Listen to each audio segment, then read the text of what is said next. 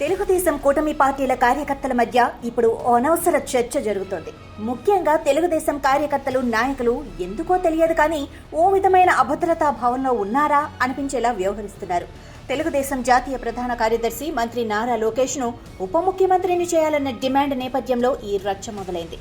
దీనిపై సవాళ్లు ప్రతి సవాళ్లుగా రెండు పార్టీల కేడర్ మధ్య పరిస్థితి నెలకొంది.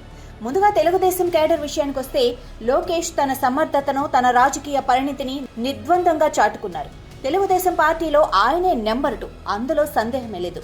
పార్టీ సీనియర్ నాయకుల నుంచి కింది స్థాయి కేడర్ వరకు ఎవ్వరికి ఏ విషయంలో ఎలాంటి సందేహము లేదు.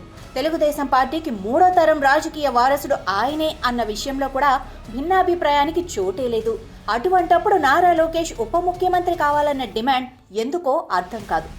ఇక ఇప్పుడు జనసేన విషయానికొస్తే ఆ పార్టీ నేతలు, కేడర్ కూడా లోకేష్ను చూసి భయపడుతున్నట్లుగా కనిపిస్తోంది. అటువంటి భయాలు పూర్తిగా అర్థరహితం. జనసేన అధినేత పవన్ కళ్యాణ్ను లోకేష్ డామినేట్ చేస్తున్నారని, ఉప ముఖ్యమంత్రి అయితే ప్రభుత్వంలో పవన్ కళ్యాణ్ ప్రాధాన్యత పూర్తిగా తగ్గిపోతుందని జనసేన కార్యకర్తల భయంగా కనిపిస్తోంది. అయితే ఈ విషయంలో జనసేన అధికార ప్రతినిధి రాయపాటి అరుణ స్పందించిన తీరు హుందాగా ఉంది. ఓ టీవీ డిబేట్లో పాల్గొన్న ఆమె తెలుగుదేశం నుంచి నారా లోకేష్ను ఉప ముఖ్యమంత్రిని చేయాలన్న డిమాండ్లో తప్పేముందన్నారు. ఆ పార్టీ నాయకులు, కేడర్ లోకేష్ను ఉప ముఖ్యమంత్రిగా చూడాలని భావిస్తే తప్పేముంది? జనసేన నాయకురాలిగా తాను పవన్ కళ్యాణ్ను సీఎంగా చూడాలని కోరుకుంటున్నాను. ఇది తప్పు కానప్పుడు తెలుగుదేశం నారా లోకేష్ను మరింత ఉన్నత స్థానంలో చూడాలని కోరుకోవటాన్ని ఎలా తప్పు పట్టగలమని ప్రశ్నించారు. తెలుగుదేశం నుంచి లోకేష్ ఉప ముఖ్యమంత్రి అన్న డిమాండ్ బయటకు రావడంతోనే జనసేనలో గాబరా మొదలైంది. ఈ విషయంపై తీవ్రంగా స్పందించిన జన సైనికులు కొందరు తెలుగుదేశం కూటమి ప్రభుత్వాన్ని కూలదోస్తాం, జగన్ పార్టీతో పొత్తు పెట్టుకుంటామంటూ తీవ్ర స్థాయిలో వ్యాఖ్యలు చేశారు. అటువంటి వారందరికీ జనసేన అధికార ప్రతినిధి చక్కటి సమాధానమిచ్చారు. జనసేన పార్టీకి పవన్ కళ్యాణే సుప్రీం, అలాగే చంద్రబాబు తర్వాతి స్థానం తెలుగుదేశంలో నిస్సందేహంగా లోకేష్దే. కూటమి ప్రభుత్వం విషయానికి వచ్చేసరికి అది తెలుగుదేశం, జనసేనల సమిష్టి వ్యవహారం.